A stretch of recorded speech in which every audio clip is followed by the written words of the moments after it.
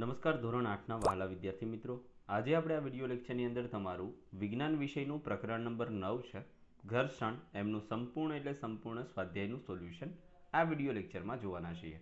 સાથે સાથે એક નાનકડી વાત કરી દઈએ કે જો તમારે આ વિડિયો લેક્ચરની પીડીએફ જોઈતી હોય તો એમના માટે આપણે આપણી એપ્લિકેશનની લિંક નીચે ડિસ્ક્રિપ્શન બોક્સમાં આપેલી છે, ત્યાંથી તમે તમામ પીડીએફો મેળવી શકો છો. તો જોઈએ પ્રશ્ન નંબર પહેલો છે, ખાલી જગ્યા પૂરવાની છે, જેમાં પહેલું ઘર્ષણ એકબીજાના સંપર્કમાં રાખેલી બે વસ્તુઓની સપાટીની વચ્ચે ખાલી જગ્યાનો વિરોધ કરે છે. તો હંમેશા તે સાપેક્ષ ગતિ જે હોય એમનો વિરોધ કરે છે, એટલે કે તે હંમેશા ગતિની વિરુદ્ધ દિશામાં લાગે છે. છઠ્ઠું છે, ઘર્ષણ સપાટીઓના ખાલી જગ્યા પર આધાર રાખે છે, તો પ્રકાર ઉપર આધાર રાખે. જો લીસી સપાટી છે તો ઘર્ષણ ઓછું લાગશે, જો ખરબચડી સપાટી છે તો ઘર્ષણ વધારે લાગે છે. એમના પરથી ત્રીજી ખાલી જગ્યા કે ઘર્ષણ ઉષ્મા ઉત્પન્ન કરે છે. તો તમારે જો આનું એક એક્ઝામ્પલ જોઈતું હોય તો તમે તમારા હાથની બંને હથેળીઓને જ્યારે એકબીજા સાથે ઘસો છો ત્યારે તે ઘર્ષણના કારણે તમારી હથેળીઓ ગરમ થઈ જાય છે, જેને ઘર્ષણ કહેવામાં આવે છે. કેરમ બોર્ડ પર પાવડર છાંટવાથી ઘર્ષણ શું થાય? તો ઓછું થાય. તમે જો કેરમ બોર્ડ ઉપર પાવડર નથી છાંટતા અને કેરમ રમો છો તો ત્યારે શું થશે? તો તમારી જે કુકરીઓ છે તે ચોંટતી ચાલે, પરંતુ જેવો તમે પાવડર નાખો તો તમારી કુકરીઓ ગતિમાં આવી જાય છે. સરકતું ઘર્ષણ એ સ્થિર ઘર્ષણ કરતાં કેવું હોય? તો ઓછું હોય છે. કેવું હોય છે? ઓછું. પ્રશ્ન નંબર 4, 4 બાળકોને લોટણ સ્થિત અને સરકતા ઘર્ષણને કારણે લાગતા બળોને ઘટતા ક્રમમાં ગોઠવવાનું કહેવામાં આવ્યું. આ ગોઠવણ નીચે પ્રમાણે કરેલી છે, જેમાંથી સાચી જે ગોઠવણ હોય એમને તમારે પસંદ કરવાની છે. તો જુઓ, પહેલા વહેલા તો આવશે સ્થિત ઘર્ષણ, એમના પછી આવશે સરકતું ઘર્ષણ અને પછી આવશે લોટણ ઘર્ષણ. તો આ તમારું કેવો ક્રમ થયો? ઘટતો ક્રમ થયો. તો અહીંયા ઘર્ષણ સૌથી વધારે હશે, એમના પછી સરકતામાં થોડુંક ઓછું અને લોટણમાં સૌથી ઓછું ઘર્ષણ હોય છે. પ્રશ્ન નંબર 3, આલિદા પોતાની રમકડાની કારને આરસના સૂકા ભોંયતળિયા પર આરસના ભીના ભોંયતળિયા પર પાથરેલા સમાચાર પત્ર અને ટુવાલ પર ચલાવે છે. તો કાર પર જુદી જુદી સપાટી દ્વારા લાગતા ઘર્ષણ બળનો ચડતો ક્રમ કયો છે?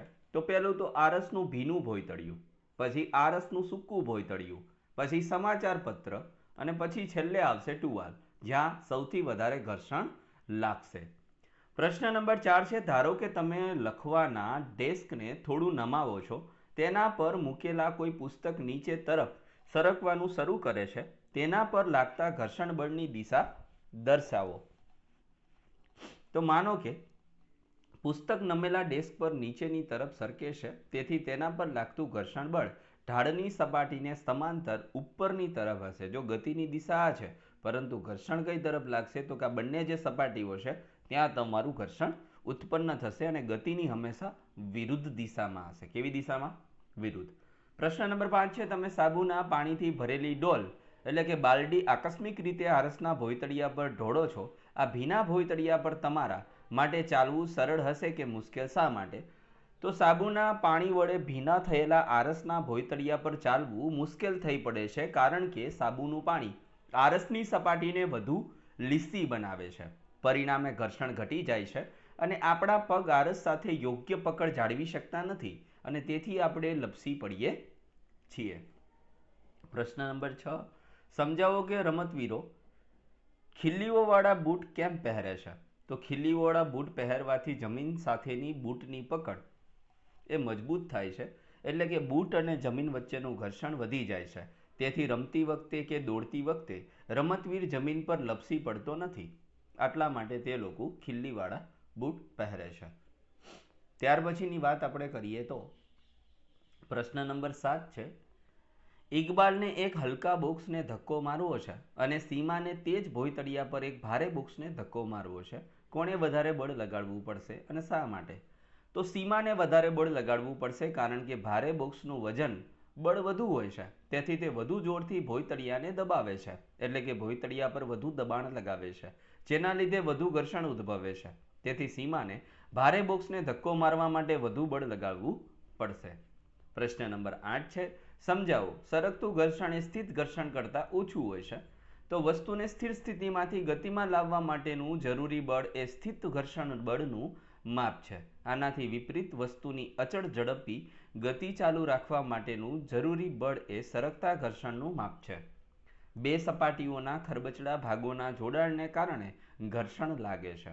હવે સ્થિત ઘર્ષણના કિસ્સામાં બે સપાટીઓ વચ્ચેનું જોડાણ ખૂબ જ મજબૂત હોય છે, પણ સરકતા ઘર્ષણના કિસ્સામાં કોઈ વસ્તુ અથવા તો સપાટી પરના સંપર્ક બિંદુને બીજી ભોંયતળિયાની સપાટીના સંપર્ક બિંદુમાં ઘૂસી જવા માટે પૂરતો સમય મળતો નથી. તેથી સરકતું ઘર્ષણ એ સ્થિત ઘર્ષણ કરતાં ઓછું હોય છે. પ્રશ્ન નંબર 9 છે મિત્રો, દર્શાવો કે કેવી રીતે ઘર્ષણ મિત્ર અને શત્રુ બને છે. તો ઘર્ષણ મિત્ર છે. ઘર્ષણના ફાયદા નીચે મુજબના છે. ઘર્ષણને લીધે રસ્તા પર સરળતાથી ચાલી શકાય. ઘર્ષણના કારણે બ્લેકબોર્ડ પર ચોકથી અને પેન કે પેન્સિલથી નોટમાં લખી શકાય. ઘર્ષણને લીધે દિવાલમાં ખીલ્લી ઠોકી શકાય. એવી જ રીતે ઘર્ષણના અમુક ગેરફાયદા પણ છે કે ઘર્ષણના લીધે વસ્તુઓ ઘસાઈ જાય છે. મશીનનો ઉપયોગ કરતી વખતે ઘર્ષણને લીધે ઉષ્મા ઉત્પન્ન થાય છે, તેથી થોડી ઉર્જા વેડફાઈ જાય છે. મશીનના કેટલાક ભાગોને નુકસાન પણ પહોંચે છે. ઘર્ષણને લીધે ગતિશીલ વસ્તુઓની ગતિ અવરોધાય છે, તેથી તેમની ઝડપ ઘટે છે. પ્રશ્ન નંબર 10 છે, સમજાવો તરલમાં ગતિ કરતી વસ્તુઓનો આકાર શા માટે વિશિષ્ટ હોવો જોઈએ. તો તરલ તેમાં પસાર થઈને ગતિ કરતી વસ્તુઓ પર ઘર્ષણ લગાડે છે, જેને ઘસડાવું કહેવામાં આવે છે. તેથી તરલમાં ગતિ કરતી વસ્તુઓને તેના પર લાગતા ઘર્ષણ બળને સમતોલીને પાર કરવું પડે છે. આ પ્રક્રિયામાં વસ્તુઓ પોતાની ઉર્જા ગુમાવે છે. આથી ઘર્ષણ ઘટાડવાના પ્રયત્નોમાં તેમને વિશિષ્ટ આકાર આપવામાં આવે છે, જેને ધારાસખી સુવાહી આકાર કહેવામાં આવે છે. તો મિત્રો, આ હતું સંપૂર્ણ આપણા સ્વાધ્યાયનું સોલ્યુશન. ફરી મળીશું નેક્સ્ટ વિડીયો લેક્ચરમાં આવા જ એક સ્વાધ્યાય સોલ્યુશન સાથે. ત્યાં સુધી આવજો. જય હિન્દ, જય ભારત.